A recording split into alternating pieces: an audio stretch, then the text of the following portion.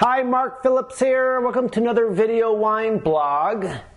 This is the first of a three-part series on understanding wine. Kind of a general topic, but three important videos to help you understand wine. Today's topic is categorizing wine.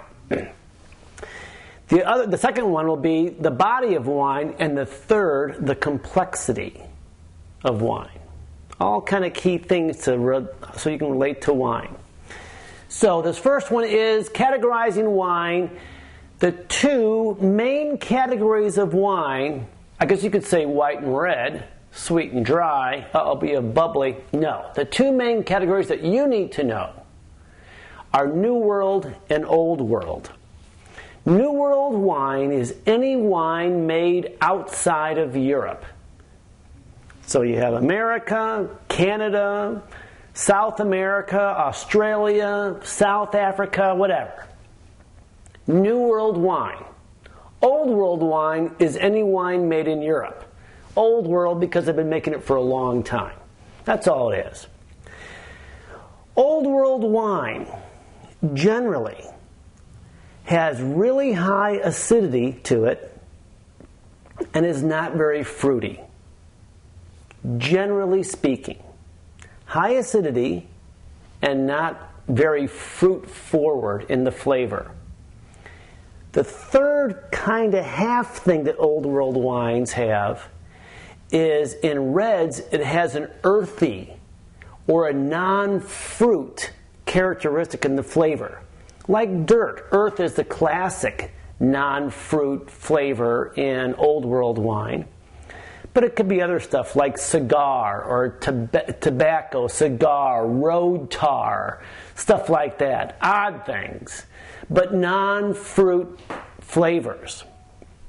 So New World wine is kind of just the opposite. New World wines are really fruity, fruit-forward wines.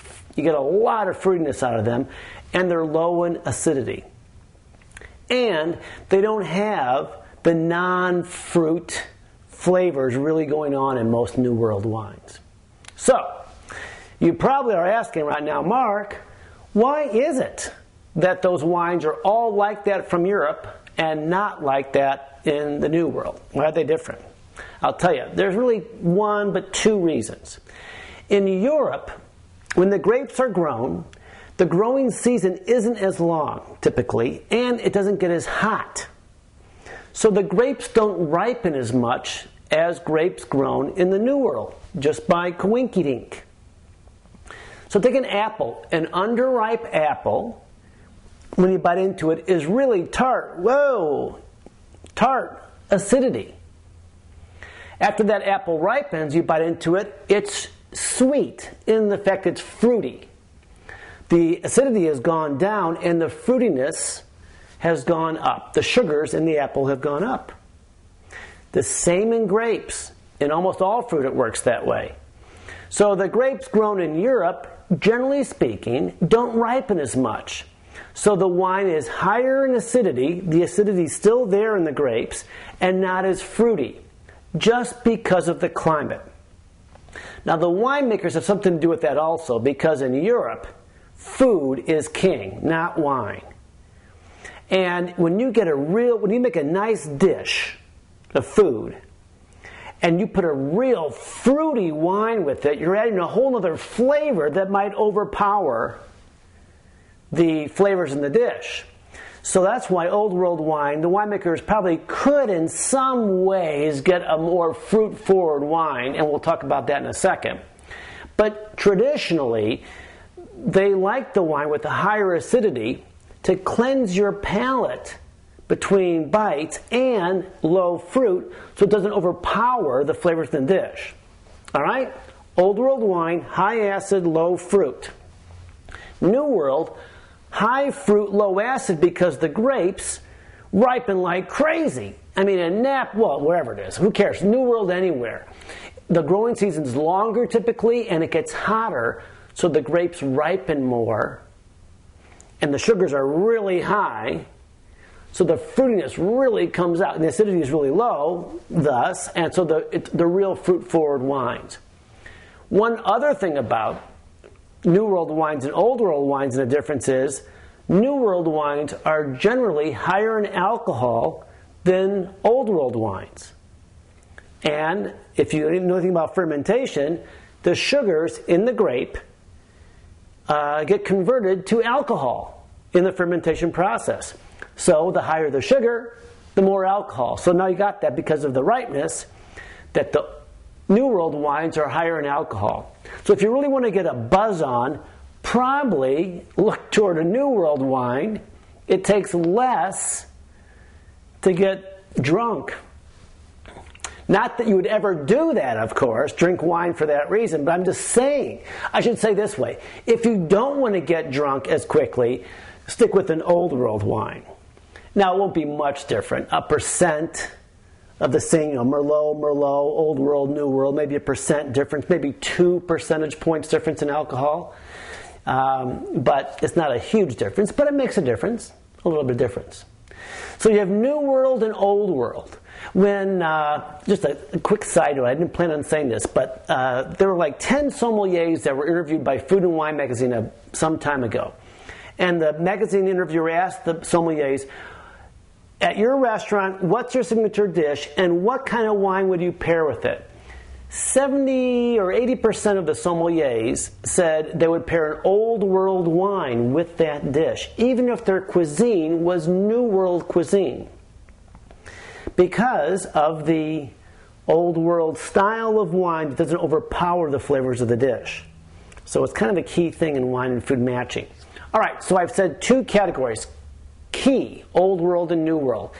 But now there's a third category. International styles, what I call it. It's when an Old World wine makes a more fruit-forward wine. Never really as fruit-forward as a New World wine would be, but it's kind of in between. It's halfway, sort of. Because winemakers have found out that the average palate in the world prefers a more fruit-forward wine. So they really can't make a really fruit-forward wine because of the climate they have, but they try to milk every bit of fruitiness out of the grapes to make it more fruit-forward and more pleasing to the American palate, for sure, but almost all over the world. So that's the international style. An international style wine is usually an Old World wine being more fruit-forward. It's tougher for a New World wine to make a more Old World style wine. That's tough because the grapes are so ripe already. It's tough to go that direction. So international style is typically an Old World wine, a European wine that's got more fruit than the traditional Old World style wine. It still has some of that earthiness to it, but just fruity. And they're very popular. I mean, international style wines is the way to go right now. I mean, that's what's really getting all the press and all the good scores. So you have Old World, New World, international style, and the last one in my categorization of wine is manufactured wine. Wine that has no sense of place. It is just made in big vats. There's no Old World style, New World style to it. It's just wine.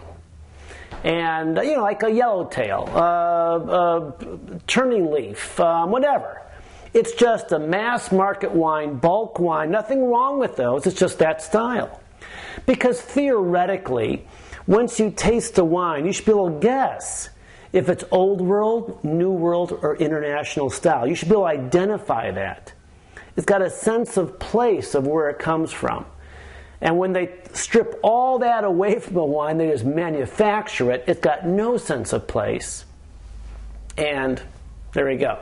So, when it comes to choosing a wine, or even as you know the wines that you like, see if you can match up the wines you like and where they come from, or the style of the wine. Is it Old World style, high acid, low fruit? Is it New World style, major fruit, no acid? A combination of the two, international style, or the manufacturer wines. There's no good or bad, better or worse in those 4 categories. It's just what you prefer. For me, I like all of them in some situations. I don't rule out any one of those categories. I usually choose Old World wine with food, and New World wine on its own. If I'm just drinking like I'm walking the dog or doing laundry, whatever, I'll choose a New World wine typically because there's no food around. Because without the acidity in a New World wine, it doesn't require you to have food. Acidity makes your salivating ducts go. It makes you want to eat. And a New World wine, being low in acid, doesn't drive you to eat. You're not looking for food when you have the wine. When you have an Old World style wine, because it's got higher acidity, it makes you want to eat. The wine is incomplete on its own. It would taste so much better, more times than not, if you eat something with an Old World wine. Oh, it's a huge difference. Huge. So, anyway, that's all I have to say about the categorizing of wine. Hope it gives you an idea. It just helps you choose wine and understand wine better once you know those categories. All right, see you.